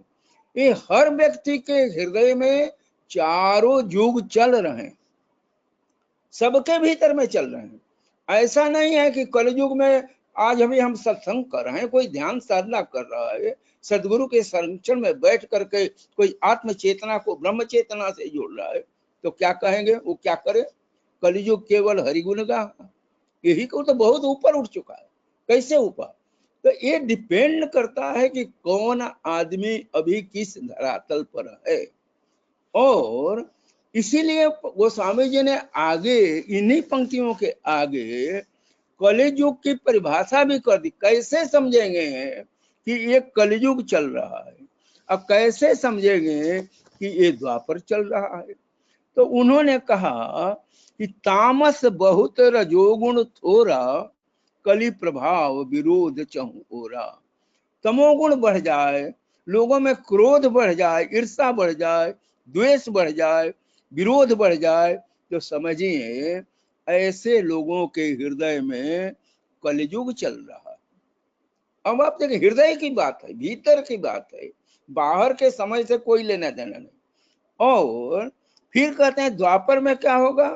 द्वापर में फिर बताते हैं कि बहुरज, थोड़ा रजोगुण भी आ जाएगा, स्वल्प सत्व, थोड़ा सतोगुण भी रहेगा, और थोड़ा तामस तमोगुण भी रहेगा। अभी कलयुग में केवल तमोगुण रहेगा, थोड़ा थोड़ा रजोगुण रहेगा, तामस बहुत और रजोगुण थोड़ा। ये कलयुग, जिसके हृदय में ऐसा है वो कलयुग है। और बहुरज स्वल्प सत्व क्वच तामस, थोड़ा रजोगुण भी, बहुत रजोगुण हो गया, थोड़ा सतोगुण भी है, थोड़ा तमोगुण भी है। ऐसा व्यक्ति के हृदय में क्या कहेंगे? द्वापर चल रहा है। और त्रेता किसके भीतर चल रहा है? सत्व बहुत कुछ रजरति कर्मा, सतोगुण है, रजोगुण है, तमोगुण नहीं के बराबर आ गया, तो सब विधि सुख त्रेता कर धर्मा। उसके हृदय में त्रेता चल रहा है। और सतयुग किसके हृदय में चल रहा है? गौर से देखेंगे, शुद्ध सत्व समता विज्ञाना, सतोगुण की प्रधानता आ गई और अन्य सारे गुण अब करीब करीब नहीं के बराबर रह गए। शुद्ध सत्व समता विज्ञाना, कृत प्रभाव प्रसन्न मन जाना, यही सतयुग है। मेरे बंधु, हमारे सदगुरु तो यही करते हैं। एक सामान्य व्यक्ति जिसमें अगर रजोगुण और तमोगुण है, किस साधन के द्वारा ऊपर उठकर वो आ जाएगा, सतोगुण भी उसमें प्रवेश करेगा। और इससे भी आगे जाने पर कैसे सतोगुण रजोगुण रहेगा, तमोगुण उसका समाप्त होगा। इसके भी आगे जाने पर एक ऐसी स्थिति आएगी, शुद्ध सत्व समता विज्ञाना, वो अंदर में केवल सतोगुण, और एक ऐसे इसके भी आगे आएगी, तीनों गुणों से परे हो जाएगा। ये भी हमारे समझ में बताते हैं, वो तीनों गुणों से परे हो जाएगा, वो शुद्ध आत्म स्वरूप में आज प्रतिष्ठित होगा और आत्म स्वरूप से वह ब्रह्म स्वरूप का साक्षात्कार करेगा। इसलिए मेरे बंधु, ये जो कुछ कृत्य युग के जो बातें आपने बताई, तो एक भक्ति मैंने बताया आम लोगों को समझाने के लिए कि साधारण पहले जुट जाए धर्म से। और आगे मेरे बंधु, मैं तो आश्चर्य करता हूं कि भक्ति का स्वरूप हमारे गोस्वामी जी ने भी अच्छा लिखा। शुरू में ही लिखते हैं, भगति स्वतंत्र सकल गुण खानी, बिनु सत्संग न पावह पानी। ये स्वतंत्र का मतलब क्या होगा? कि भक्ति भगवान के बीच में दूसरा कोई नहीं रहे, न कोई इंद्रिया, न वाणी, न कोई, न मन, न बुद्धि, बिल्कुल आत्म चेतना परमात्म चेतना जो बीच में जुटती है, वो जुटने वाली क्रिया को भक्ति कहते हैं। आत्मा परमात्मा के बीच में स्वतः भक्ति होती है, वो दोनों के बीच में जो आकर्षण शक्ति है वही भक्ति है मेरे बंधु। इसलिए उन्होंने कहा कि कौन भगवान राम के मुंह से कवा रहे हैं कि भगति तात अनुपम सुख मूला, मिले जे संत होई अनुकूला, भगति स्वतंत्र सकल गुण खानी, बिनु सत्संग न पावत प्राणी। मेरे बंधु, एक चीज मैं को बता देता हूँ, वो स्वामी जी जिस आदर्श भक्ति कहाँ होती है, सर्वोच्च भक्ति क्या है, ऐसा तो सबको कह दिए साधारण आदमी को, ये जप कर लो, यही भक्ति है, इससे इनको लाभ हो गया, उनको लाभ हो गया। ये सामान्य व्यक्ति जो जिनको कहेंगे अभी ज्ञान का प्रकाश नहीं मिला है, उनमें प्रारंभिक ज्ञान कैसे उतरे, प्रारंभिक धर्म की विधि कैसे उतरे, इसलिए कुछ सूत्र दे दिए। लेकिन एक चीज आप चलें, आप उत्तरकांड में चलें, वहां पर एक प्रसंग बड़ा मार्मिक प्रसंग है। वहां स्पष्ट करते हैं कि भक्ति का अर्थ क्या होता है। और ये माँ पार्वती प्रश्न पूछती हैं, किससे? भगवान शंकर से पूछते हैं कि ये कैसे भक्ति तत्व कितनी ऊंचाई पर। अरे कह देते, सीधे कह देते भक्ति माने क्या हुआ, राम राम जपो, फलाना जपो, ये करो। लेकिन अब सुनिए क्या पूछते हैं। प्रश्न पूछते हैं कि काकभूषुंडी जी को इतना ज्ञान हो गया और ज्ञानी से भी ऊपर चलकर ये भक्त बन गए, वो भक्ति कौन है जो ज्ञान से भी ऊपर चली जाती है? उस हमारे स्वामी जी भी कहते हैं ज्ञान से बड़ी भक्ति होती है। इसीलिए कहते हैं कि मुक्ति भुक्ति क्या मांगूंगा, क्या मांगू जगमान, शरण शरण मैं शरण हूं, देहूं भक्ति मम प्राण। भक्ति मांग रहा है, कौन भक्ति? मानस में भी देखिए किस भक्ति की बात करते हैं। पार्वती जी पूछ रही हैं प्रश्न, नर सहस्रमः सुनहु पुरारी, कोई एक होई धर्म व्रतधारी। हमारे स्वामी जी कहते हैं जिज्ञासु कोई एक है, नर सहस्र के माँ, सहस बोध कोई एक है, साधक सहसन माँ, साधक सहस समूह में कोई एक हंस महान, समाधिष्ट पूर्ण कला अनुभव पर विज्ञान। देखिए कोई सोच नहीं सकता कि मानस में भी ऐसी चर्चा आई हुई।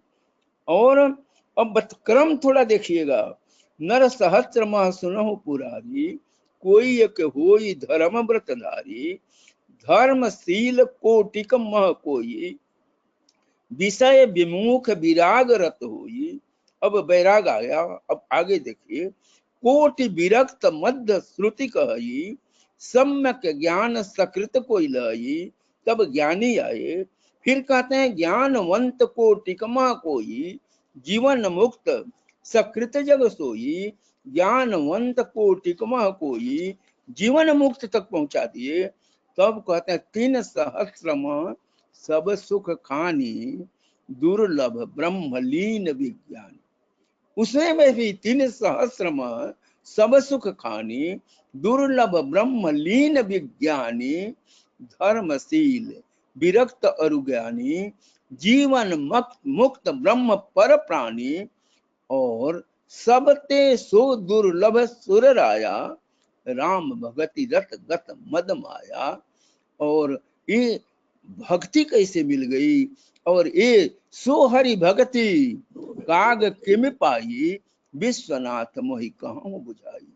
अब आप समझे मेरे बंधु कि ये भक्ति कहाँ की भक्ति है, किसके लिए भक्ति है, जो इतने ऊपर जाने पर उस अवस्था में हमारे स्वामी जी ने उस भक्ति का निरूपण किया है।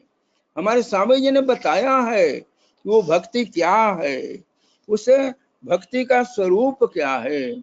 इसलिए मेरे बंधु, हम उस भक्ति के स्वरूप को जब हम देखेंगे, हमारी सारी जिज्ञासाएं शांत हो जाएंगी। क्यों कि हमारे स्वामी जी ने भी कहा कि भक्ति का जो यथार्थ स्वरूप है, भक्ति का जो वास्तविक स्वरूप है, उसको हमें जानने के लिए भक्ति के आधार को पकड़ना होगा, साधना के आधार पर उतरना होगा, तब जाकर वो भक्ति प्राप्त होती है। इसलिए हमारे स्वामी जी ने क्या कहा कि भक्ति ज्ञान से श्रेष्ठ पिछानो। अब आप मिलाइए, भक्ति ज्ञान से श्रेष्ठ पिछानो, सदगुरु कृपा ज्ञान क्रिय मानो, मुक्ति भुक्ति, जैसा मैंने भी कहा, मुक्ति भुक्ति क्या लेऊंगा, क्या मांगू जगमान, शरण शरण मैं शरण हूं, भक्ति दया कर दान। ये भक्ति कितनी श्रेष्ठ है। और इसी भक्ति को हमारे गोस्वामी जी भी वहां निर्देशित करते हैं। आत्म प्रभा चल प्रकृति में, कर्म होय अज्ञान, शुद्ध प्रभा निह शब्द में भक्ति परम विज्ञान। अब देखिए कितनी ऊंचाई की बात करते हैं। वहां तो भक्ति को कह दिया गया, लेकिन भक्ति मिलती कैसे है, उसका आधार क्या है, ये हमारे स्वामी जी ने रास्ता क्या है स्पष्ट किया। शुद्ध प्रभा, आत्म प्रभा शुद्ध रूप से निःशब्द में जब चलती है, भक्ति परम विज्ञान, तब वह भक्ति की प्राप्ति होती है।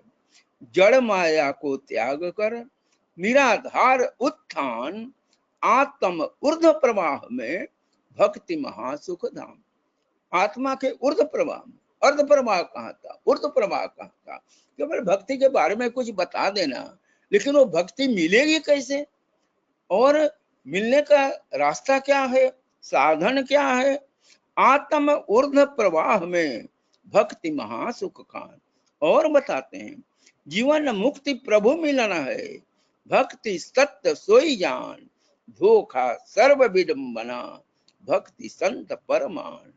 इसलिए मेरे बंधु, ये भक्ति की पराकाष्ठा हमारे, अगर कोई जानना चाहे, अरे हमारे स्वामी जी से सीखे, स्वरवेद से जाने कि वास्तविक भक्ति क्या है। केवल चर्चा थोड़ी कर दी गई कि वो भक्ति ऐसे है, वो ज्ञान ऐसे है, नहीं मेरे बंधु। और एक मेरे बंधु आप एक चीज और देख लें, वो क्या है कि गोस्वामी जी भी कुछ संकेत देते हैं मानस में। क्या कहते हैं, वो कहाँ से कथा प्रारंभ होती है, वो कथा प्रारंभ होती है आपके प्रयागराज से। प्रयागराज में क्या हो रहा है, सब लोग मकर नहाने आए हैं और क्या करते हैं वहां, ब्रह्म निरूपण धर्म विधि, वर्ण ही तत्व विभाग, कहाँ ही भगति भगवंत है, संयुत ज्ञान विराग। कौन भक्ति की बात करते हैं, ज्ञान और विराग से जो भक्ति प्राप्त हो रही, तो वो भक्ति प्राप्त करने के लिए यहीं से तो रामचरितमानस शुरू होता है। यही पर तो कहते हैं कि यही प्रकार भरी माघ नहाही, ऋषि सब निज निज आश्रम जाही, एक बार भरी मकर नहाए, सब मुनीस आश्रम मह सिधाए, जागवल्क मुनि परम विवेकी, भारद्वाज राखे पद टेकी। ये याज्ञवल्क्य है और यहीं से कथा शुरू होती है। भारद्वाज जी प्रश्न पूछते हैं, याज्ञवल्क्य को रोक लेते हैं। याज्ञवल्क्य मुनि परम विवेकी, ये लिखा हुआ है, मैं भारद्वाज आश्रम गया हूँ, वहां पर ऊपर में ही सबसे पहले लिखा हुआ है, याज्ञवल्क्य मुनि परम विवेकी, भारद्वाज राखे पद टेकी। और इतना ही नहीं मेरे बंधु, और जरा देखिए ये याज्ञवल्क्य जी योग की परिभाषा क्या देते हैं। ये योग की परिभाषा संयोगो योग इति उक्तो जीवात्म परमात्मना, ये जनक जी के गुरु हैं और योग की परिभाषा देते हैं कि संयोगो योग इति उक्तो जीवात्म परमात्मना। हम भी तो यही कहते हैं कि आत्मा परमात्मा का योग जो होता है वही योग कहलाता है। और इन्हीं याज्ञवल्क्य जी ने, याज्ञवल्क्य के माध्यम से एक संपाद है मेरे बंधु, ये एक और एक अलग ग्रंथ आप पढ़े होंगे, योग वशिष्ठ। योग वशिष्ठ क्या है, ये योग वशिष्ठ ये राम और वशिष्ठ का संवाद है। कब का है, तो राम जब अध्ययन के बाद, तीर्थ यात्रा के बाद आते हैं, विरक्ति हो जाती है, वैसी स्थिति में वशिष्ठ जी उनको ज्ञान बतलाते हैं। लेकिन ये लिखा हुआ है वाल्मीकि ऋषि का, वही वाल्मीकि ऋषि जो मूल रामायण लिखे हैं। लेकिन कहा जाता है कि वशिष्ठ संवाद को इन्होंने केवल संकलित किया, लेकिन ये क्या कहते हैं उसे योग वशिष्ठ में, राम वशिष्ठ संवाद में क्या कहते हैं, रमन्ते योगिनो यत्र सत्यानंदे चितार्बते, इति राम पदे नासा पर ब्रह्म अवधि इत्यति। तो एक रमन्ते योगिनो, फिर योगी शब्द आया है, जो सबके हृदय में रमन करता है वो राम है, कोई व्यक्ति विशेष नहीं करके। इसी तरह से मेरे बंधु स्वयं भगवान राम कहते हैं कि धर्म से विरति योगते ज्ञान। ये तो हम लोग सब बोलते हैं रोज, ये लक्ष्मण को बता रहे हैं। धर्म से विरति योगते ज्ञान, ज्ञान मोक्ष प्रद वेद बखाना।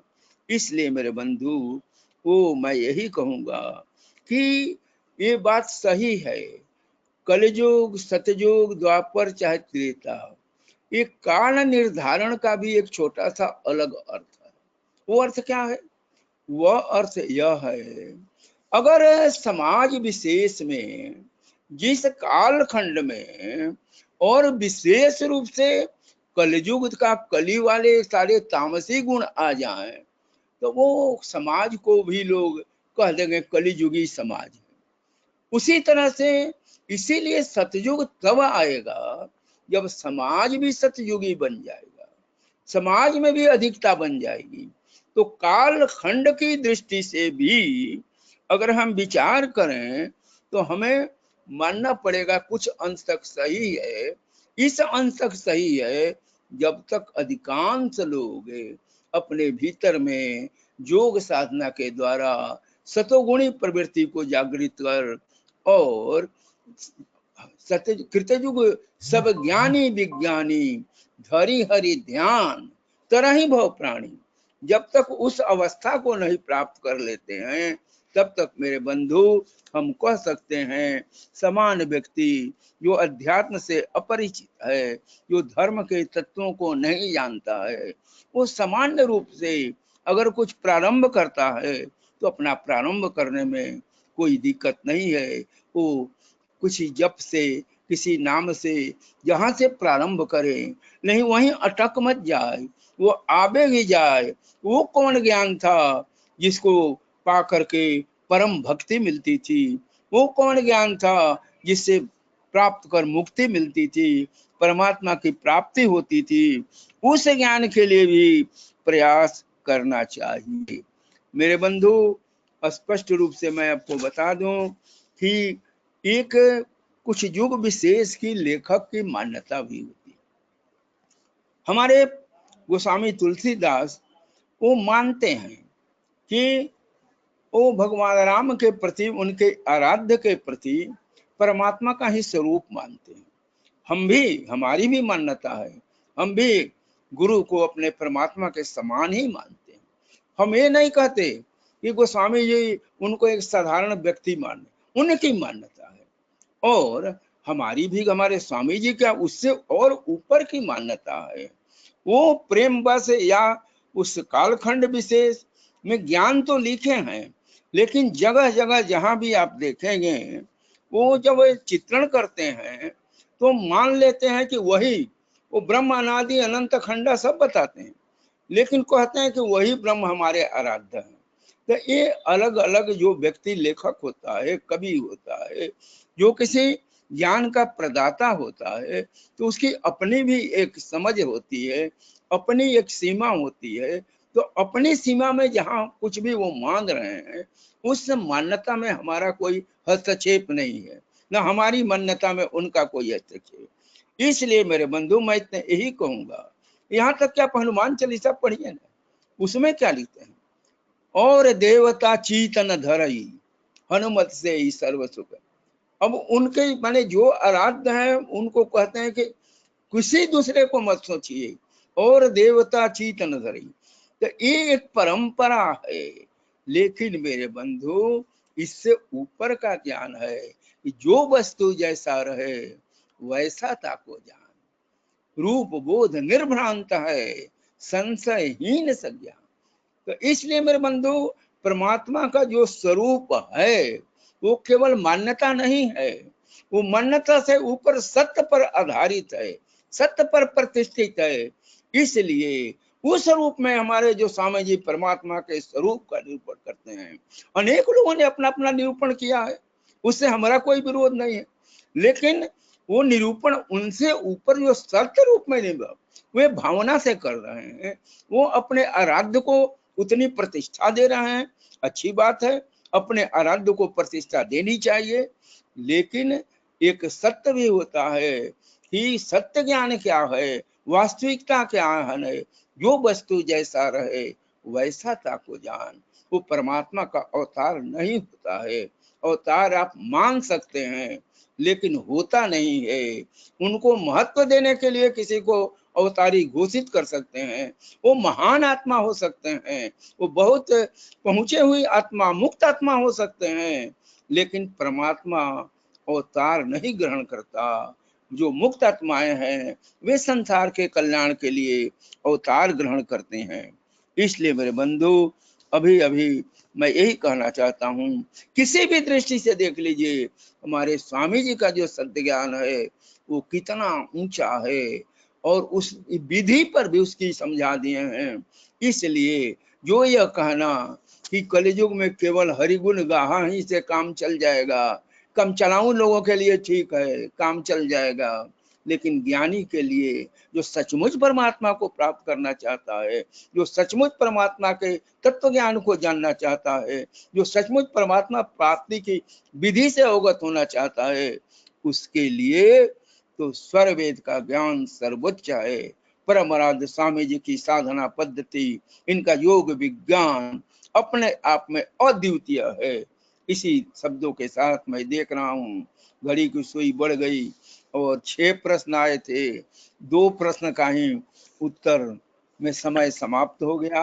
तो मेरे बंधु और कुछ प्रश्न भेजते रहेंगे। अभी जो शेष प्रश्न रह गए हैं, अगली कड़ी में इस पर प्रकाश डाला जाएगा। पुनः एक बार कह दूं कि आपके बीच में उपस्थित होने पर मुझे आंतरिक आनंद मिलता है, और मैं देखता हूँ कि इसमें अनेक पुराने लोग जिनसे बहुत निकटता रही है, उनके चित्र मेरे मानस पटल पर उतर आते हैं।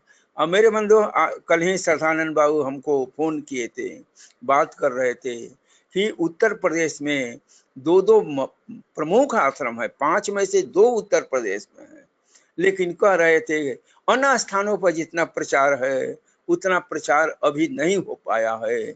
लेकिन जो नई टीम आई है, जो ऑनलाइन सत्संग के माध्यम से प्रचार कर रही है, जिसमें आप सब लोग हैं, श्रद्धा बाबू हैं, सुनीता जी हैं, मैं देख रहा हूँ दुर्गा प्रसाद पांडे जी हैं, राम बाबू गुप्ता जी हैं, और कुछ लोगों का नाम नहीं भी जानता हूँ। मुझे निश्चित रूप से जो श्रद्धानंद बाबू के मन में भाव है वह निश्चित रूप से पूर्ण होगा सदगुरु कृपा से, और उत्तर प्रदेश प्रचार के क्षेत्र में उत्तम प्रदेश बनेगा।